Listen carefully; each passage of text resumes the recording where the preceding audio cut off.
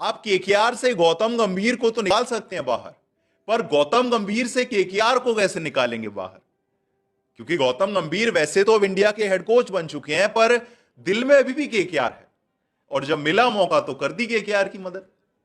क्योंकि इंडिया बांग्लादेश की जब T20 सीरीज शुरू होने वाली थी तो 3 आईपीएल टीम ऐसी थी जिनकी नजरें इस सीरीज पे थी।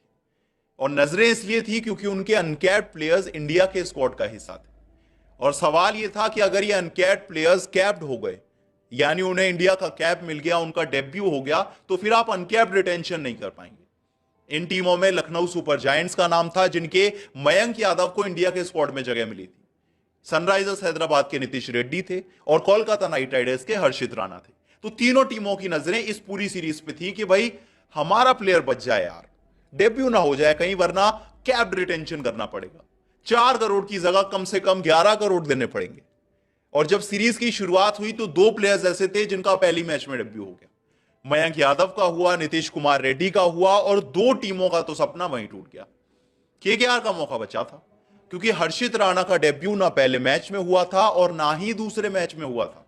2 मैच के बाद हर्षित राणा अनकैप्ड रिटेंशन थे। हाँ, लेकिन इसके बाद पूरे चांसेस थे कि तीसरा मैच जो होगा उसमें हर्षित का डेब्यू हो जाएगा। लेकिन हैरानी तब जाकर हुई जब मैच से पहले अपडेट आता है कि हर्षित राणा को वायरल इंफेक्शन है।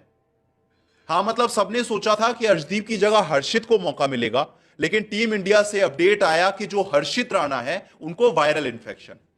और इसी वजह से हर्षित राणा ने टीम के साथ ट्रेवल नहीं किया, वो होटल में ही है।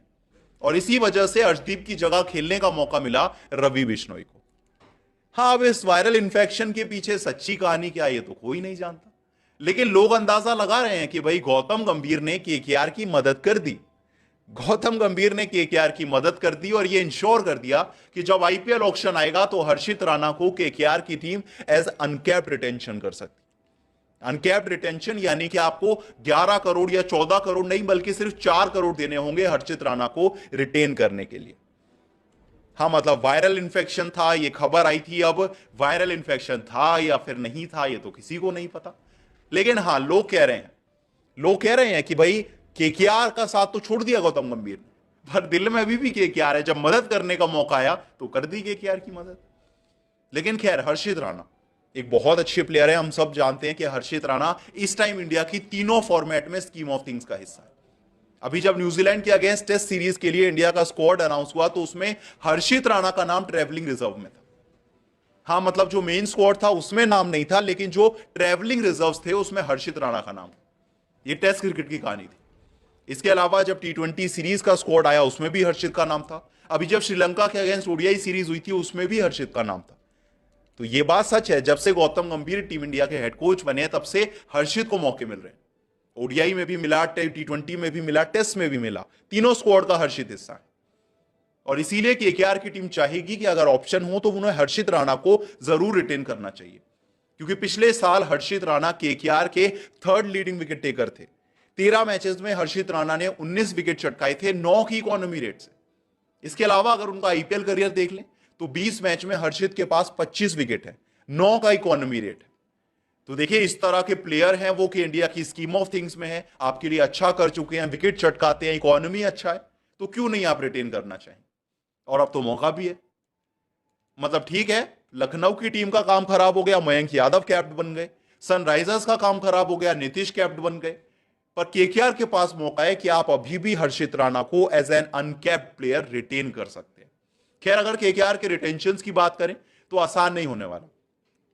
हर्षित राणा को तो कर लेंगे अनकैप्ड, पर कैप्ड का क्या? क्योंकि इस टीम के पास इतने सारे प्लेयर्स के ऑप्शन है कि अगर आप सबको रिटेन करेंगे तो ऑक्शन में क्या करेंगे जाकर? अब सोचिए, जरा मानकर चलते हैं कि आपके जो कप्तान थे श्रेयस अय्यर, आप उनको 18 करोड़ देना चाहेंगे। दूसरे रिटेंशन आपके या तो रिंकू सिंह हो सकते हैं, या अगर मिचेल स्टार्क मान जाते हैं तो वो भी हो सकते हैं। इसके बाद फिर आपके पास सुनील नारायण का ऑप्शन है, आंड्रे रसल का ऑप्शन है। टेक्निकली दोनों 18 करोड़ डिजर्व करते हैं। तो बहुत मुश्किल है केकेआर के लिए फैसला कि किसको रिटेन करें और किसको रिलीज करें। इसके अलावा अगर कुछ आरटीएम ऑप्शंस की बात करें तो इस टीम के पास वेंकटेश अय्यर का ऑप्शन है, वरुण चक्रवर्ती का ऑप्शन है और मिचेल स्टार्क का भी ऑप्शन है। तो मतलब केकेआर के पास ऑप्शन बहुत सारे हैं।